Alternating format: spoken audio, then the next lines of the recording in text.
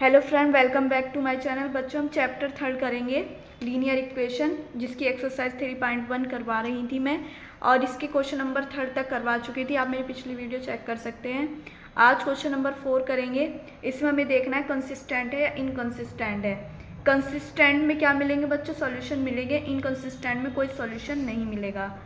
क्यों नहीं मिलेगा? क्योंकि इनकंसिस्टेंट में लाइन पैरेलल हो जाती है। उसके बाद अगर कंसिस्टेंट होगा तो हमें क्या दिखाना है? ग्राफ पर भी दिखाना है। बच्चों, अब हमें ये देखना है कि कंसिस्टेंट है या इनकंसिस्टेंट है। सबसे पहले हम ये चेक करेंगे, उसके बाद कंसिस्टेंट मिलेगा तो उसके सॉल्यूशन करेंगे। यहाँ पर सबसे पहले हम a1/a2 की वैल्यू देखेंगे, 1/2 हो जाएगी, और b1/b2 की भी वैल्यू 1/2 हो जाएगी, और c1/c2 की कितनी हो जाएगी? -5 -10। कट करेंगे, 1/2 बचेगा, 1/2 1/2 1/2, तीनों ही इक्वल आ गई हैं। तो क्या हो गया बच्चों? कंसिस्टेंट। It is consistent. और मैंने पिछली वीडियो में आपको बता रखा है कब कंसिस्टेंट होता है, कब इनकंसिस्टेंट होता है। आप मेरी पिछली वीडियो देख सकते हैं। अब क्या करेंगे? हम सॉल्यूशन निकालेंगे। यहाँ पर इक्वेशन फर्स्ट उठाएंगे। अब इस इक्वेशन से क्या निकालेंगे? x की वैल्यू निकालेंगे। x की वैल्यू कितनी हो गई? 5 - y। अब पुट करेंगे, y की जगह क्या रखेंगे? 1। हमें सिर्फ इतना ध्यान रखना है कि हमारी वैल्यू डेसिमल में ना बने। कितना हो जाएगा ये? y की जगह 1 रखेंगे हम, तो x की वैल्यू कितनी आ रही है? 4। यहाँ पर हम अपना एक बॉक्स बना लेंगे, x y। जब हमने y की वैल्यू 1 रखी है तब x की वैल्यू कितनी आई है? 4।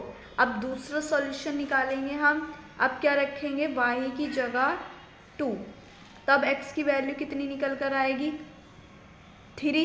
y की वैल्यू 2 रखी है तब x की वैल्यू बच्चों क्या निकल कर आई है? 3। एक बॉक्स हमारा ये तैयार हो गया। अब दूसरी इक्वेशन के लिए तैयार करेंगे, 2x + 2y = 10। यहाँ से हम क्या करेंगे? x की वैल्यू निकालेंगे, कितनी हो जाएगी? 10 - 2y, और ये वाला 2 किस में चला जाएगा? अपॉन में चला जाएगा।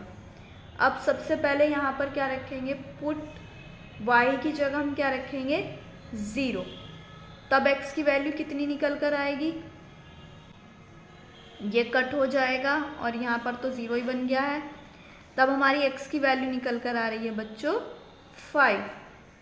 बॉक्स इसके लिए भी तैयार कर लेंगे हम, x y। जब मैंने y की जगह 0 रखा है तब x की वैल्यू कितनी निकल कर आई है? 5। अब हम क्या करेंगे? दूसरा सॉल्यूशन निकालेंगे। अब पुट y की जगह क्या रखेंगे? 1। तब x की वैल्यू कितनी निकल कर आएगी? 1/2 10 - 2, और ये कितना बचेगा? 8/2। कट होकर ये कितनी निकल कर आ रही है? 4।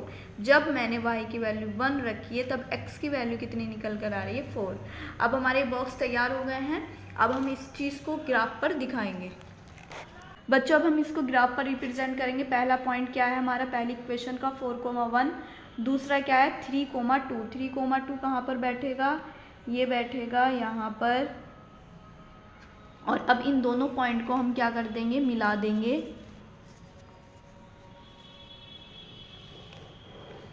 इस तरह से। अब हम दूसरी इक्वेशन के लिए देखते हैं। दूसरी इक्वेशन के लिए क्या था? 5,0 था हमारे पास। 5,0 यहाँ पर पड़ेगा। और दूसरा क्या था? 4,1, मतलब ये वाला। अब इन दोनों को भी हम क्या कर देंगे? मिला देंगे। तो बच्चों, ये हमारा ग्राफ तैयार हो गया है। और सॉल्यूशन क्या मिला है हमें यहाँ पर? जो एक दूसरे को इंटरसेक्ट कर रहे हैं। कहाँ पर कर रहे हैं? 4,1 पर। बच्चों, इसका सेकंड पार्ट करते हैं। यहाँ पर a1/a2 की वैल्यू निकालते हैं, कितनी हो जाएगी? 1/3। और b1/b2 की वैल्यू निकालेंगे, -1 और -3। और यहाँ पर c1/c2 की वैल्यू निकालेंगे, कितनी हो जाएगी? -8 -16। तो बच्चों, कितना बैठ रहा है? 1/3 1/3, माइनस से माइनस कैंसिल, और 8 1 × 8 8 2 × 16। तो ये तीसरा वाला क्या बैठ रहा है? नॉट इक्वल बैठ रहा है। और ये क्या है? पैरेलल लाइन बन रही है। और जब पैरेलल लाइन बनती है तब वो सॉल्यूशन क्या होता है? इनकंसिस्टेंट। और इनकंसिस्टेंट में कोई सॉल्यूशन हमें नहीं मिलता है, और इसमें कोई सॉल्यूशन जब मिलेगा ही नहीं बच्चों तो ग्राफ भी कोई नहीं बनेगा। बस इनकंसिस्टेंट लिख देना बहुत है बच्चों। इसका 3rd और 4th पार्ट आपका होमवर्क है, आप खुद से ट्राई कीजिएगा। अगर कोई भी प्रॉब्लम आती है तो आप मुझसे कमेंट करके पूछ सकते हैं। Thank you.